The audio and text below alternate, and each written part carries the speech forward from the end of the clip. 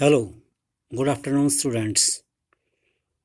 आज आपकी हिस्ट्री और ज्योग्राफी के चैप्टर समाप्त हो चुके हैं। अब हम अर्थशास्त्र की पुस्तक का पहला चैप्टर पालमपुर गांव की कहानी स्टार्ट करते हैं। पालमपुर गांव की कहानी के माध्यम से दिखाया गया है कि गांव में किस प्रकार के कार्य होते हैं और ये गांव भी हमारे गांव की तरह ही भारतवर्ष के अन्य गांवों की तरह भी यहाँ के लोगों का मुख्य कार्य कृषि है। इसके अलावा और दूसरे कई कार्य हैं, जैसे लघु स्तरीय विनिर्माण, डेयरी, परिवहन आदि अलग सीमित स्तर पर किए जाते हैं। सीमित यानी छोटे लेवल पर किए जाते हैं। इन उत्पादन प्रक्रियाओं के लिए इस तरह अलग अलग के संसाधनों की आवश्यकता होती है। संसाधन आपको पता होगा, संसाधन से हमारा अभिप्राय उस वस्तु से है जिससे हमारी आवश्यकता की पूर्ति होती है, जैसे प्राकृतिक संसाधन, मानव निर्मित संसाधन, मानव प्रयास, मुद्रा आदि। ये सभी आपके 8th क्लास में आए थे, फर्स्ट चैप्टर में ही। अब पालमपुर की कहानी से हमें पता चलता है कि इन गांव में जरूरी चीज़ों की और सेवाओं को बनाने के लिए या उत्पादन करने के लिए किस प्रकार वे इन संसाधनों को इकट्ठा करते हैं। पालमपुर गांव रायगंज से जुड़ा हुआ है। ये रायगंज एक बड़ा गांव है जो कि पालमपुर और रायगंज की दूरी 3 किलोमीटर है। हर मौसम में यहाँ ये मेन जो सड़क होती है इसकी इस गांव को रायगंज से और उससे आगे कई छोटे छोटे कस्बों से जोड़ती है। इस सड़क पर आपको गुड़ और अन्य वस्तुओं से भरी हुई बैलगाड़ियां, भैंस बग्गी से लेकर अन्य कई प्रकार के वाहन जैसे मोटरसाइकिल, जीप, ट्रैक्टर और ट्रक तक देखे जा सकते हैं।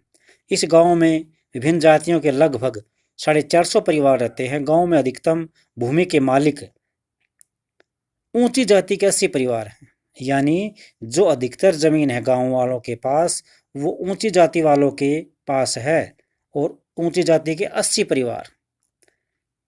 तो ये छोटे छोटे प्रश्न बनते हैं, जैसे रायगंज से पालमपुर की दूरी कितनी है? 3 किलोमीटर।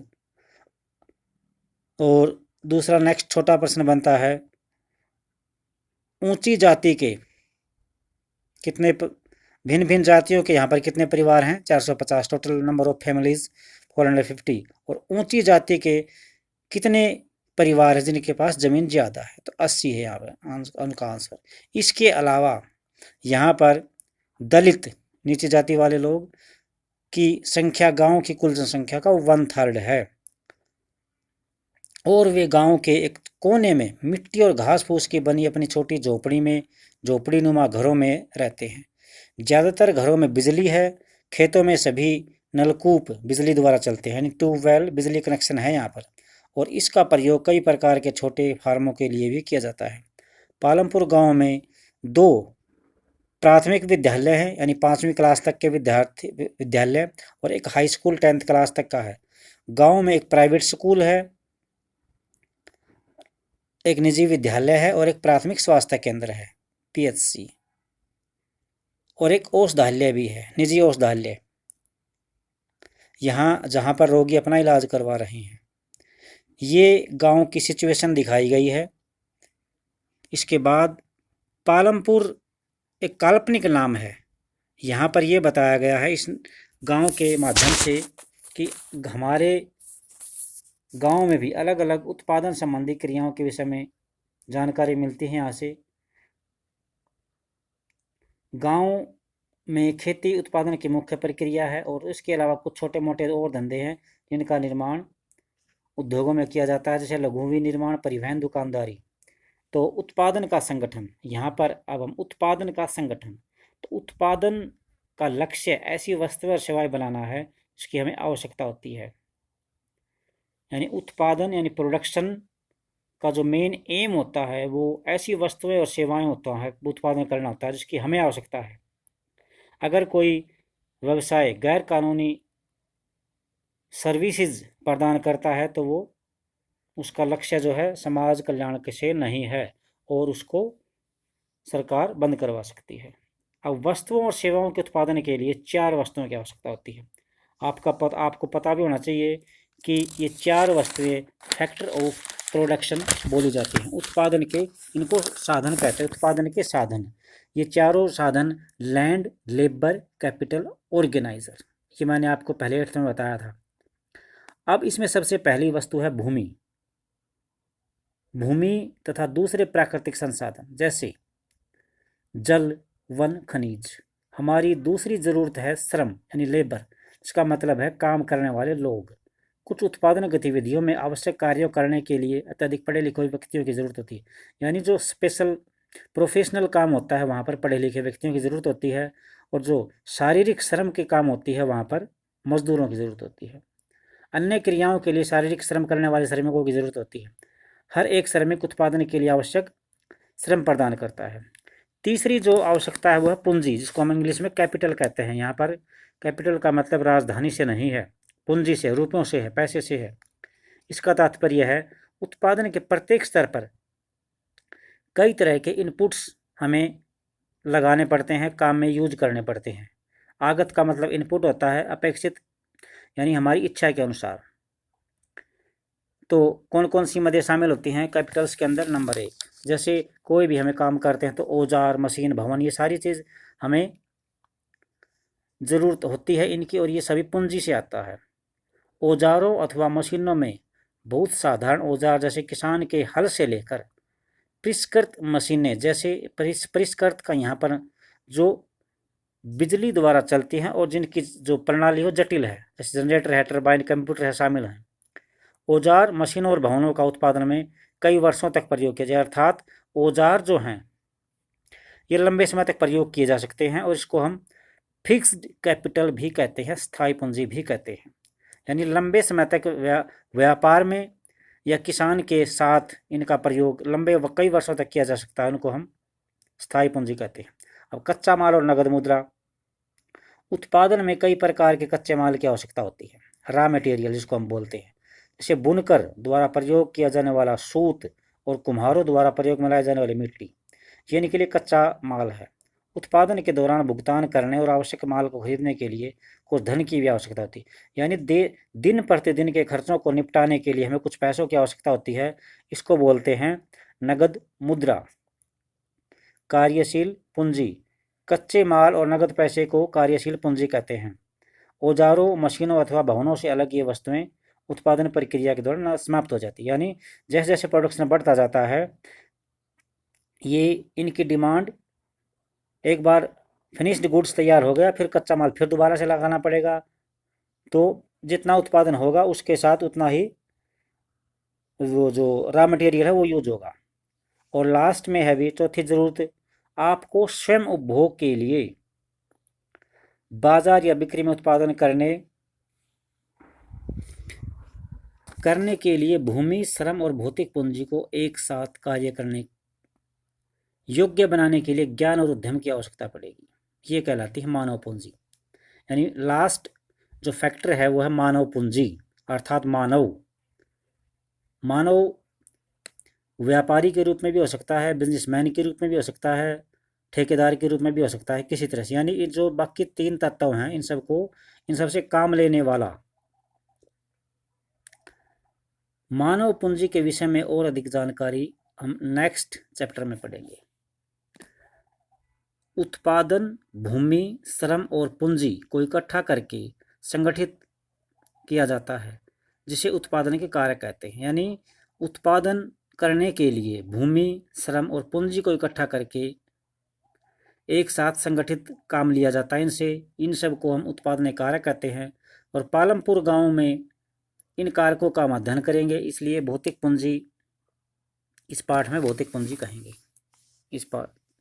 अब भूमि, आप सब जानते हैं कि भूमि एक फिक्स्ड एसेट है, संपत्ति है, स्थायी साधन है। पालमपुर गांव की मुख्य क्रिया कृषि है। काम करने वाले 75% लोग खेती पर निर्भर करते हैं। ये किसान श्रमिक भी हो सकते हैं और इन लोगों का हित खेतों में उत्पादन करना है। यहाँ पर उत्पादन में एक मुख्य समस्या है और वो है प्रयोग किया जाने वाला भूमि क्षेत्र वस्तुतः स्थिर होता है। आप सब भी जानते हैं कि हमारे यहाँ भी जो भूमि जिस पर हम खेती करते हैं वो क्षेत्र शिथिल है। पालमपुर में 1960 से अभी तक जुलाई के अंतर्गत भूमि क्षेत्र में किसी प्रकार का कोई विस्तार नहीं हुआ। जैसे आप अपने अपने गांव में एस्टीमेट लगाइए कि जो 100 साल पहले आपके यहाँ ज़मीन खेती योग्य होती थी, आज भी वही है। हो सकता है उसमें कमी आ जाए, क्योंकि किसी जगह फैक्ट्रियाँ बन सकती हैं, किसी ने बिल्डिंग बना ली है, कोई इंडस्ट्री के लिए काम आ गई है। ज़मीन में कमी, ज़मीन का जो कृषि योग्य ज़मीन उसमें कमी अवश्य हुई है, लेकिन विस्तार किसी प्रकार का नहीं होता। तो इस समय तक गांव की बंजर भूमि को खेती करने योग्य हेतु बनाया गया है। इस नई भूमि को कृषि योग्य बनाकर कृषि उत्पादन में वृद्धि की गुंजाइश न के बराबर है। अब आपको अच्छी तरह पता होना चाहिए कि भूमि को हम मापते किस चीज़ में हैं। जैसे कपड़े को मीटर में, लिक्विड को लीटर में और ठोस को किलोग्राम में। तो भूमि को मापने की स्टैंडर्ड यूनिट है हेक्टेयर, और 1 हेक्टेयर में आपको इस बात का भी पता होना चाहिए कि लगभग 2.5 किले होते हैं। अलग अलग गांवों में भूमि का माप बिग्गे, गुंठा आदि क्षेत्रीय इकाइयों द्वारा किया जाता है। 1 हेक्टेयर क्या होता है? 100 मीटर की भुजा वाले वर्ग के क्षेत्रफल के बराबर है, अर्थात 10,000 वर्ग मीटर। ठीक है। अब नेक्स्ट पॉइंट है, क्या उसी भूमि से अधिक पैदावार करने का तरीका है? यस है। जिस भूमि पर फसल पैदा की जाती है और जैसी सुविधाएं मौजूद हैं उनसे तुलना करते हुए पालमपुर उत्तर प्रदेश के पश्चिमी भाग के गांव की तरह लगता है। पालमपुर गांव में सारी भूमि पर कृषि की जाती है, कोई भी भूमि बेकार नहीं छोड़ी जाती। यहाँ बरसात के मौसम अर्थात खरीफ में किसान ज्वार और बाजरा की खेती करते हैं। इन पौधों को पशुओं के चारे के लिए प्रयोग में लाया जाता है। और अक्टूबर और दिसंबर के बीच यहाँ आलू की खेती होती है। सर्दी के मौसम में गेहूं की खेती होती है। आपको ये पता होना चाहिए कि रबी की फसल कब बोई जाती है, क्या क्या इसकी फसलें होती हैं, और ये जो है खरीफ, इसमें कौन सी फसलें बोई जाती हैं। जो गेहूं पैदा होता है उसे परिवार अपने गुजारे के लिए रखकर बाकी जो गेहूं होता है वो रायगंज की मंडी में बेच देते हैं। भूमि एक हिस्से में गन्ने की खेती भी करते हैं यहाँ पर, जिसकी कटाई साल में एक ही बार की जाती है। गन्ना अपने कच्चे रूप में अथवा गुड़ के रूप में शाहपुर के व्यापारियों को बेच दिया जाता है। इसके बाद पालमपुर गांव में एक साल में किसान 3 अलग अलग फसलें उत्पन्न कर पाते हैं, क्योंकि वहाँ सिंचाई की अच्छी व्यवस्था है। पालमपुर गांव में बिजली जल्दी आ गई है, जिसके कारण सिंचाई की पद्धति में बदलाव आ गया है। जब तक किसान कुओं से रहट द्वारा पानी निकालकर छोटे छोटे खेतों की सिंचाई किया करते थे, यानी अब तक तो किसान क्या करते थे, छोटे छोटे खेतों की सिंचाई किया करते थे। लोगों ने देखा कि बिजली से चलने वाले नलकूपों से अधिक अच्छे ढंग से सिंचाई की जा सकती है। शुरू में तो कुछ नलकूप लगाए गए, लेकिन जल्दी ही किसानों ने अपने खुद के प्राइवेट नलकूप लगाने शुरू कर दिए, और इसके परिणाम स्वरूप 1970 के दशक में 200 हेक्टेयर के संपूर्ण जोते हुए क्षेत्र की सिंचाई होने लगी, यानी किसानों को इससे बढ़ावा मिला। एक वर्ष में किसी भूमि पर एक से अधिक फसल उत्पादन करना बहुविध फसल विधि कहा जाता है। यानी बहुविध फसल पद्धति किसे कहते हैं, इसका आंसर ये बताया गया है। एक साल में किसी भूमि पर एक से अधिक फसल उत्पादन करने को बहुविध फसल पद्धति कहा गया है। यह भूमि के किसी एक टुकड़े में उपज को बढ़ाने की सबसे सामान्य पद्धति है। पालमपुर गांव में सभी किसान कम से कम 2 प्रमुख फसलें अवश्य ले लेते हैं। कई किसान 15-20 वर्षों से तीसरी फसल के रूप में आलू की खेती कर रहे हैं। तो यही प्रश्न बन सकता है कि पालमपुर के किसान तीसरी फसल के रूप में कौन सी फसल उगाते हैं। ये यहाँ पर दिखाया गया है। जुताई का क्षेत्र 1950 में 120 हेक्टेयर, 60 में 130। तो यानी कृषि योग्य कृषि क्षेत्र बड़ा है। जुताई क्षेत्र यानी बंजर भूमि को कृषि योग्य भूमि बनाया गया है। इसके बाद है भूमि के एक टुकड़े से उत्पादन बढ़ाने की एक विधि बहुविधि फसल प्रणाली है। दूसरी विधि क्या है भी? अधिक उपज के लिए